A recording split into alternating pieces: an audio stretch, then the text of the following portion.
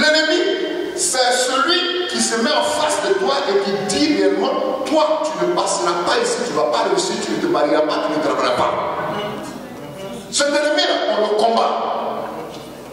C'est quelqu'un m'a compris. Goliath était un ennemi. Lui, on le combat. Donc, ne te trompe pas de combat quand tu te retrouves en face de quelque chose. Il faut chercher à savoir qui.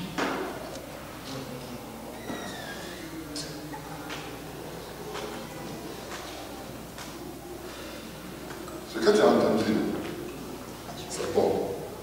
C'est pourquoi quand Jésus était en train de partir, on a attrapé Jésus. Qu'est-ce que Pierre a fait? Il a levé quoi? Le couteau. Il a fait quoi? Il a coupé l'oreille de Malchus. Mais pourquoi dans tout ça, c'est son oreille qu'on coupe? Ça va être l'oreille qu'on écoute. Il aime écouter les rumeurs. Mais quand Jésus a réagi, Jésus lui dit, Pierre, pourquoi tu fais ça? Pierre, remets le couteau à sa place. Il n'a pas dit jette-le, parce qu'il y a d'autres oreilles à couper.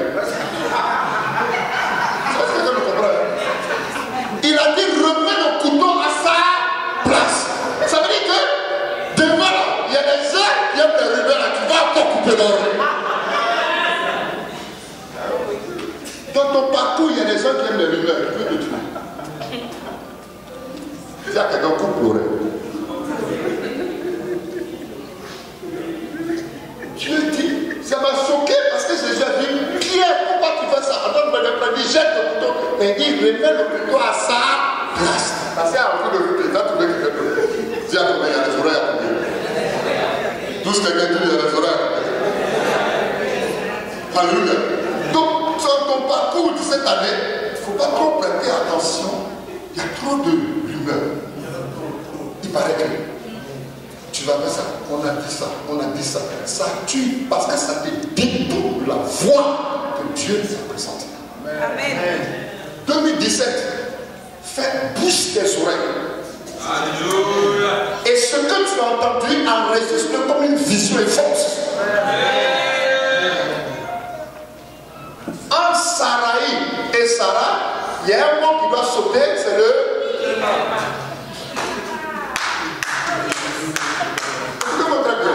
Parce que ce que je vais vous dire va bouleverser votre entendement. Ici, il est question de Dieu qui promet à Abraham qu'il va faire de lui père d'une multitude. Mais depuis fort longtemps, Abraham ne rentre pas dans la promesse. Pourquoi?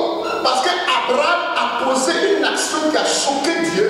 Dieu lui dit, quitte ta patrie, la maison de ton père, et va dans le lieu que je te montrerai. Abraham prend Lot et il va avec lui. Il dit, peut-être que si je n'ai pas d'enfant, parce que ma femme est déjà stérile, je vais présenter celui-là comme enfant. Oh, Dieu dit, ta vieille femme, elle va enfanter. Est-ce que quelqu'un m'écoute? Plus tard, Dieu le sépare de Lot. Il prend une maison de Damas et il dit, c'est lui qui sera mon héritier. Plus tard, Sarai va lui donner Agar. Ismaël va naître. Elle dit, il dit encore, c'est Ismaël qui sera mon héritier. Vous savez pourquoi? Parce qu'Abraham n'a pas manifesté la foi. Abraham voulait aider Dieu. Parce qu'Abraham pensait qu'en posant certaines actions, il peut aider Dieu dans la vie. Est-ce que je dis quelque chose? Tu peux faire 10 000 choses et les 10 000, tu peux les détruire en un jour. Je m'explique. La Bible dit que Salomon, le grand Salomon, a fait 1000 holocaustes qui ont rapproché Dieu de lui. Mais le même Salomon a pris 1000 femmes qui l'ont séparé de Dieu. Donc chaque femme est venue prendre une grâce. Je ne sais pas si je parle. Amen. Ce n'est pas les 10 000 actions que tu fais qui sont importantes, mais préserver ce que tu as fait qui est le plus important. Donc ça veut dire que chaque femme qui venait était une femme étrangère. Elle venait, les 1000 sacrifices qu'il a fait étaient importants pour Dieu. Dieu est venu dans sa présence. Mais chaque femme qui venait avec une idole. Donc une idole repoussait une partie de la présence de Dieu. Il y a 1000 choses que tu as fait. Il y a peut-être 99 qui sont partis, il te reste un. À cause des choses étrangères que tu as apportées dans la présence. Cette année, il y a des choses que tu dois lâcher. Amen. Donc Abraham, quand il partait, il a pris les corps étrangers.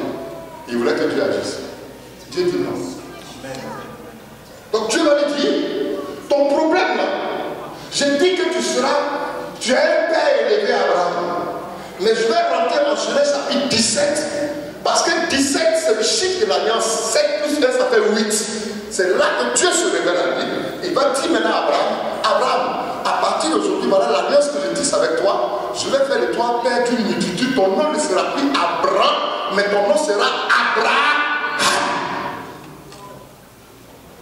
Dans le même chapitre 17, Dieu ne va pas parler à Sarai, mais Dieu va parler à Abraham pour lui dire, va dire à ta femme,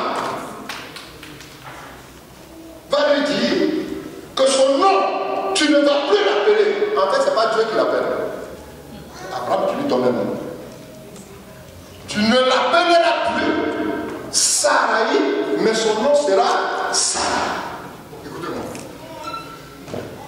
Qu'est-ce qui a changé de Abraham à Abraham? Qu'est-ce qui a été ajouté? H-ha. C'est un mot qui s'exclame. Ça lui est arrivé à certains moments de la vie d'Abraham, ils vont s'exclamer.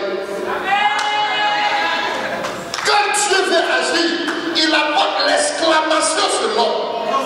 Et il soustrait sur la femme ce qui est important. Il a ajouté le asma. Mais à la fin, il a ôté le ikrima. Pourquoi? Parce que si on associe le H-A et I, ça fait haïr. Dieu allait haïr l'enfant.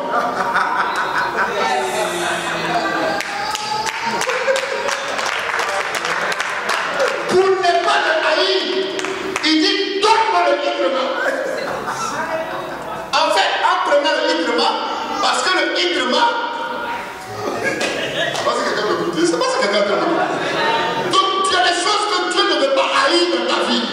Il y a des choses qu'il ne veut pas détruire dans ta vie, mais il veut que tu lui donnes ce qui est essentiel pour que l'exclamation soit pour les autres. Les gens doivent s'exclamer pour dire mais comment est-ce que tu as fait?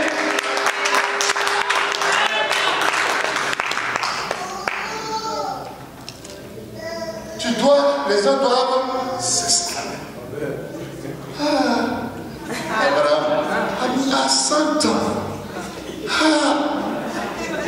Comment tu as fait?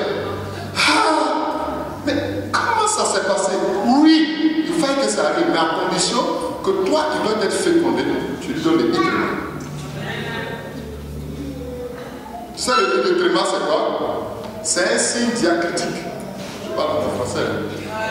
Comprenez, il faut que je parle en français. C'est un signe. Alléluia, quelqu'un peut acclamer le Seigneur. C'est un signe diacritique qui sert à distinguer plusieurs lettres, mais qui sont écrites à peu près de la même manière. Tu vois? Donc, le tréma sur un mot, sur une lettre, c'est à peu près comme un creux dans la lettre. Ça veut dire que quand tu regardes le tréma, c'est deux points qui sont au-dessus d'une lettre. Ça veut dire que les deux points sont représentés comme des yeux qui regardent la lettre. Parce que l'intonation du mot, de la lettre change. Et si c'est un creux dans le mot, ça veut dire que quand tu regardes Sarai, le i là c'est un problème. Le i tréma est un problème. Parce que ce que tu es en train de voir, ça ne peut pas changer ta vie. Tu as ça avec toi et tu marches. Tu es en train de partir, tu préfères plutôt aider ton mari à une autre chose alors que tu dois ôter ça. Or, quand tu as pris le ikrima, il a enlevé le tréma, il a ramené qui à Isaac.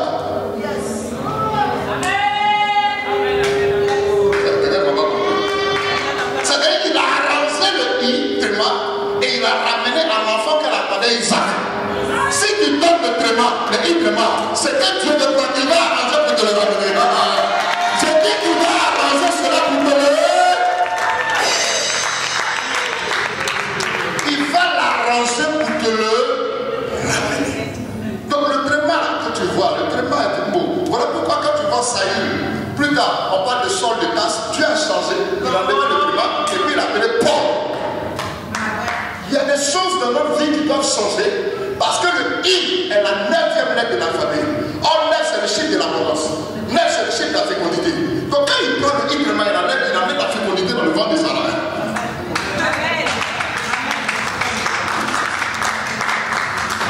Ce que tu attends depuis des années peut arriver en un jour. Voilà pourquoi il dit cette année, il y a des choses que tu dois donner à Dieu.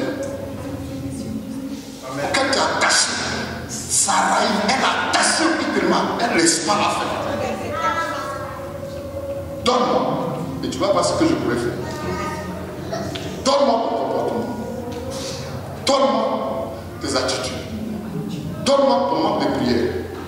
Donne-moi ce que tu as tellement célébré, mais qui est un problème aux yeux de Dieu. Donne. Quand tu vas donner, il va te ramener quelque chose qui va changer ta destinée.